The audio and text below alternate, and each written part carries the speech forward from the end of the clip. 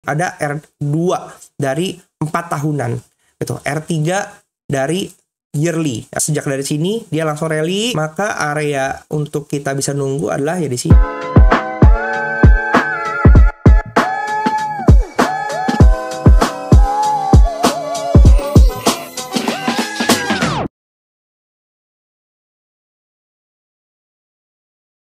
Hai guys, balik sama gue William Sudana. Udah lama banget nggak upload video, kayak terakhir tuh minggu lalu. Karena sepanjang beberapa minggu ini kerjaan gue lagi sibuk banget. Makanya trading juga sesekali aja, nggak gitu banyak pantangin market juga. Dan apalagi bikin video gitu, waktunya benar-benar lagi tersita banget. Tapi semoga waktunya bisa lebih banyak luang lagi dan bisa lebih banyak update lagi, oke? Jadi di video kali ini kita akan bahas mengenai perjalanan seminggu ke depan. Kita ngomongin ini ada tanggal, kalau hari tanggal 19 gue rekam tanggal 20 sampai seminggu ke depan. Kalau di Indonesia kayak libur, ya kan, Kamis Jumatnya karena cuti bersama. Tapi kalau market tetap jalan, jadi kita tetap bisa analisa dan kita bisa trading.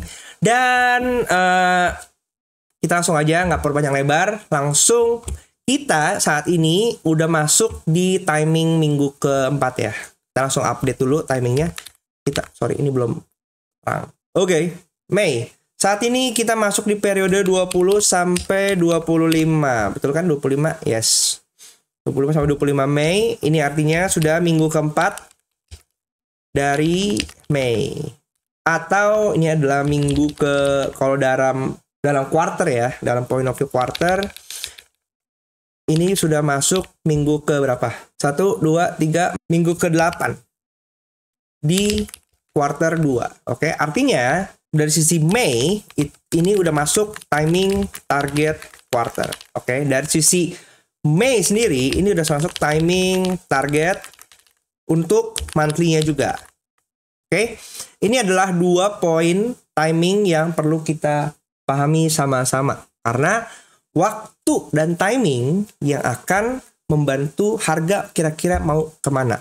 Walaupun kita punya analisa di beberapa video yang lalu ya, di awal bulan bahkan gue bilang kira-kira gold nih bisa ke 2200. Tapi itu dalam konteks mana? Kita ngomong waktu itu adalah dalam konteks busurnya yang mau di break. Karena apa? Kita melihat bahwa posisi monthly itu ada di opennya ada di bawah pivot dan posisinya semua ada di bawah. Tapi kita ngelihat sekarang posisinya dia udah ngejar R1-nya. Maka secara pergerakan harga yang awalnya dia harusnya gini ya, dia akan ke bawah karena posisinya open, oke. Di sini ada ini adalah kita ngomong pivotnya, pivot monthly, pivot month, open ada di bawah di sini. Oke, kemudian di sini ada LB month dengan posisi hukum jika up, maka ekspektasi kita adalah open, dia akan ke bawah, break LB-nya baru dia ke atas gitu ya. Oke, di sini ada satu month di bawah sini. Tapi yang terjadi apa? Sepanjang bulan dia open sedikit bawah, kemudian dia ke atas. Oke. Sehingga posisi yang saat ini adalah posisinya dia busurnya nggak patah. Di timing busurnya, kalau teman-teman udah pelajari, timing busurnya itu dia nggak ngejar LB month-nya. Kayak gitu. Apalagi sekarang kita perhatiin di Mei ini, dia low-nya itu ada di nih ya, di sini ya, 2277. Nih. Padahal kita ngejar LB-nya itu di 2228 gitu. Jadi masih ada jarak jauh, dia nggak maksimum. Di sini baru dari sini dia udah keburu naik lagi, bahkan udah kena R1 month-nya, dan dikit lagi nih, ini adalah April 2433, ini adalah HB month-nya. Jadi masuk dalam timing target. Makanya itu seperti yang gue bilang bahwa ya namanya kita analisa, kita harus melihat bahwa pergerakan month akan didukung oleh pergerakan di week-nya, di daily-nya, di H4-nya, di H1-nya. Itu yang kita lihat analisa. Ketika pergerakannya masih kejar atas, ya kita ikutin aja pergerakan ke atasnya gitu. Jangan memaksain untuk ngesel. Dan memang ngesel dapat di sini lah, enak. Mana di sini juga enak, udah bisa dapat. Ya kan di sini bisa dapat. Ini kan semua daily ya gitu.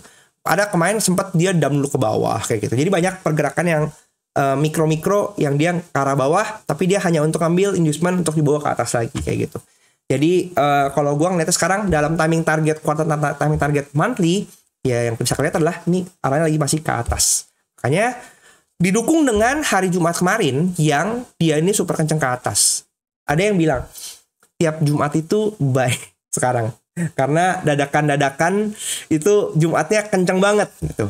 Ini Jumat hari tanggal 17 kemarin dia kenceng ke atas. Jumat sebelumnya ini juga dia naik ke atas ya kan. Jumat sebelumnya lagi ini dia swing-swing doang ya. Ini kan pas NFP soalnya. Gitu. Oke. Jadi dari sisi timing seperti itu. Untuk weeknya sendiri kita ngelihat posisi week saat ini juga lagi di atas. Oke. Kalau dari sisi candle kita perhatikan di sini dia bullish candle, artinya apa? Sepanjang minggu kita perhatiin juga dia rejection dari bawahnya kencang juga dan closing relatif di atas dengan posisi buyer yang kencang. Maka kita ngelihat posisinya masih akan ke atas. Tapi kalau misalnya kita ngelihat di daily, ini kita bisa perhatiin ini area X all time high ya. Rejection kencang ini kan sebenarnya ada menyisakan shadow, artinya probably banyak juga area order sell order yang masih banyak yang di sini yang mungkin menumpuk.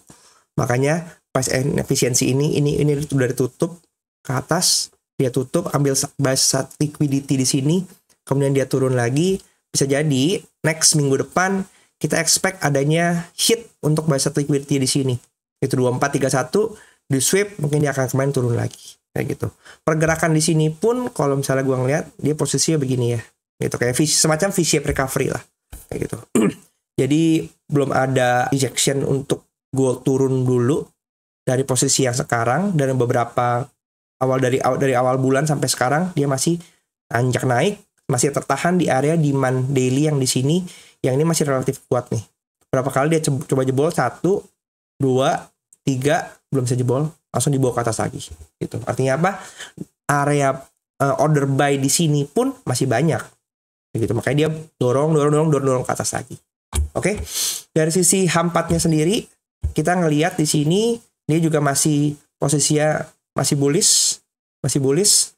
Untuk H1-nya sendiri kita lihat di hari Jumat kemarin dia berhasil, menurut gue ini bikin break of structure lagi setelah kemarin itu area 2390-nya dibobol ya. 2390 dibobol.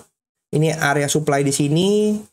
Kita lihat di sini dia ngehit, kemudian dia turun sekitar 200 pip dari 2390 ke 2371. Dari sini kemudian dia konsolidasi, dan dia lari lagi di hari Kamis Jumatnya kayak gitu. Oke.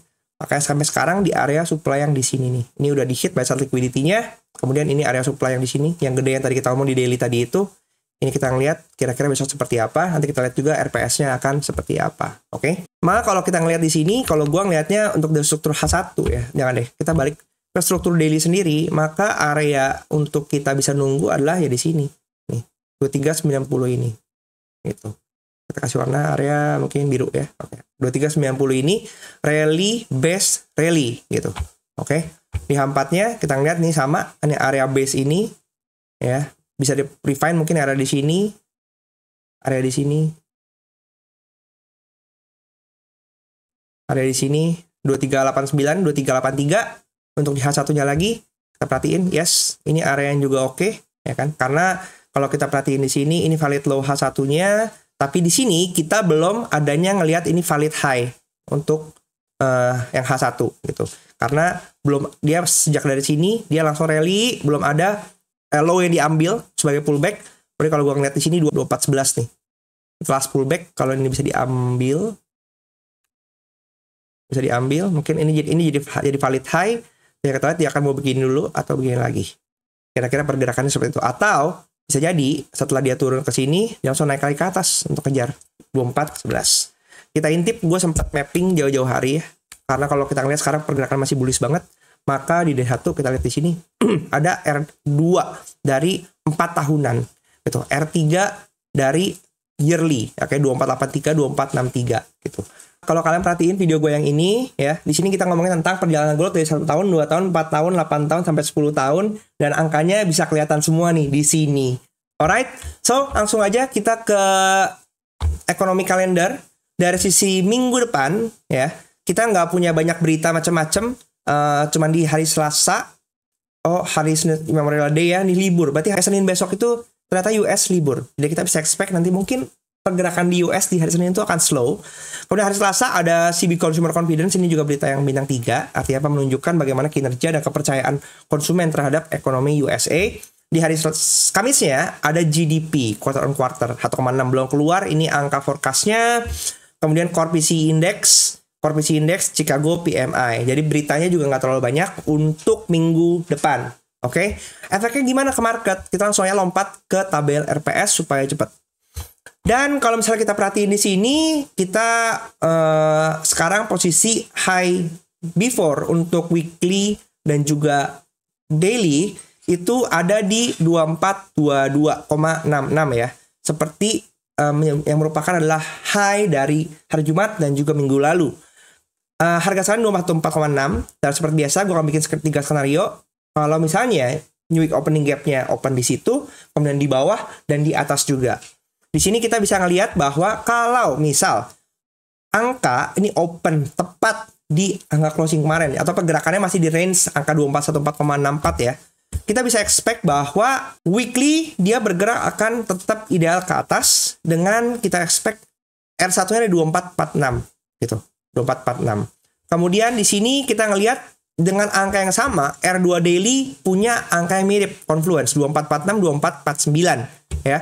Kemudian kita lihat tuh R3 daily-nya 2475, 2479 gitu. Bahkan angka 2500 ini udah kelihatan ya, udah mulai kelihatan nih 2562, 2572, nih 2521, perhatiin nih. Kayak semakin di depan mata gitu angka 2500. Maka itu kita perlu jaga MM kita supaya kalau misalnya ada yang pegang sell sih. Yang paling enak itu adalah kalau nggak punya posisi, tenang, jadi santai aja, kita bisa ngikutin pergerakannya. Karena gue pribadi sekarang tradingnya juga lumayan pendek-pendek, nggak terlalu panjang-panjang. Yang penting clear, yang penting profit, nggak harus fokus kayak ngejar pips yang banyak-banyak. Karena trading itu intinya cuan sih, bukan soal banyak-banyakan pips. Oke? Kemudian posisi kita lihat di sini, ini ada hijau artinya apa, relatively ideal. Tapi kalau kita lihat di sini marketnya, ketika dia open, dia udah langsung hit R1, R2-nya gitu. Maka terindikasi H4 yang posisinya up, dia open di bawah pivot, maka di sini kata merah. Artinya apa? Down 21, H1-nya pivot bawah, ya kan?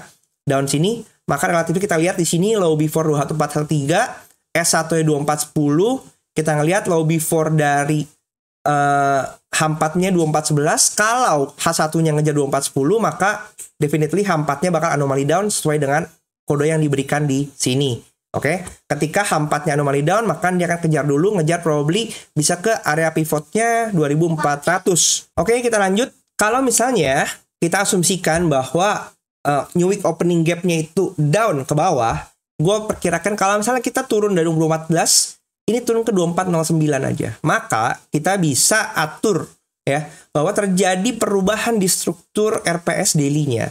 Ini kita ngomong dari yang sebelumnya itu, lihat perhatikan ini atas atau ideal ya. Tapi XAU kalau dia 2409 perubahan ada di sini.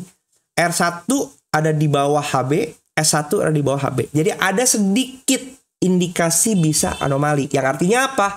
Daily bisa menjalankan timing busur weekly-nya. Kayak gitu. Nah, timing busur weekly ini yang akan membawa daily besok hari Selasanya mungkin jadi down. Seperti yang terjadi di hari Senin minggu lalu. Ya, Senin minggu lalu kan daily-nya anomali down, Selasanya kemudian perahu kecil, kemudian Rabunya baru naik lagi, kejar atasnya. Kayak gitu. Jadi, jangan terkecoh. Pelan-pelan atur, lihat posisinya ntar seperti apa. Di sini dengan posisi 2409 kita lihat H4-nya berubah. Yang awalnya dia up sekarang jadi down dan relatively normal untuk kejar ke bawah timing busur daily-nya. Gitu ya. Asianya juga sama udah posisi atas, maka ada kecenderungan untuk dia bikin low-nya. Itu yang terjadi. Secara weekly tetap aman, monthly tetap posisinya masih dalam posisi ini, tapi kita ngejar dilihat di R1 dan high before-nya ada 2431. Kita ngelihat di sini kalau dia rally ke atas, week-nya kejar tugasnya, maka monthly akan normal up. Gitu. Next, kalau misalnya harganya New Week opening gap-nya lompat ke atas plus sekitar 30 pip 2417, maka di sini gue melihat adanya definitely week nggak akan berubah, daily nggak akan berubah, ya kan? Kemudian market nggak ada perubahan juga, H4 yang up, atas bawah-bawah, dia relatif untuk kejar ke atas, tapi H1-nya yang up, tapi dia tetap bawah. Jadi kelihatannya pergerakan market saat open besok, dia akan turun ke bawah dulu, instead of langsung lari ke atas lagi. Gitu. Kecuali kalau misalnya kita rubah di sini ada apa ya, 2420 misalnya. Nah, kalau dia lompat lebih tinggi lagi 2420 artinya sekitar 60 pip, maka H1-nya akan bantu kejar ke atas langsung. Gitu. Tapi kalau 2417 masih akan kejar ke bawah. Oke, implikasinya, jadi kalau misalnya kita mau bikin skenario, ini kita perhatiin aja di sini H1, maka weekly-nya bisa jadi kalau misalnya kita ikutin dengan skenario yang satu, artinya dari sisi sini pivot daily, dia bisa jadi karena kemarin rally-nya kencang dan US ekspektasinya libur, maka volumenya yang rendah, kita bisa expect besok hari Senin bisa jadi dia perahu kecil, bisa jadi dibuat merah, kemudian harga akan bikin seperti ini, turun, pivot weekly baru dia nanti timing targetnya dia akan kejar ke sini. Atau kalau misalnya artinya dengan posisi weekly menjalankan timing busur dengan baik sesuai dengan waktunya, maka pergerakan akan jauh lebih tinggi ke atas. Maka kita bisa area nunggu 2390, itu bisa jadi area pantau kita karena ini berdekatan dengan pivot weekly ya. Tadi area 2390 yang udah kita marking di awal-awal video. Pivot daily-nya ada di sekitar 2400-an. Atau jika market berkehendak lain, dia kejar ke atas, dia sweep area high before monthly-nya di sini, bisa jadi dia turun ke drastis ke bawah.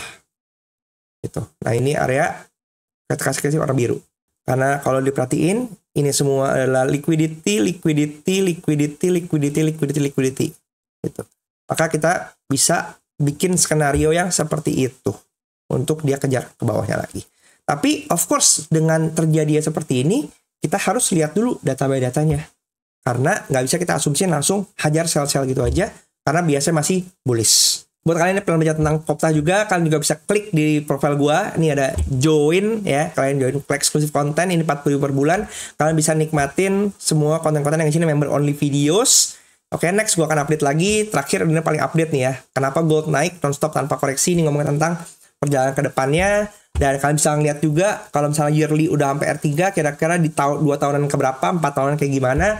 Dan ada beberapa konten lainnya lagi yang juga bisa membantu kalian dari awal sampai habis. Video gue kira-kira seperti itu untuk minggu depan.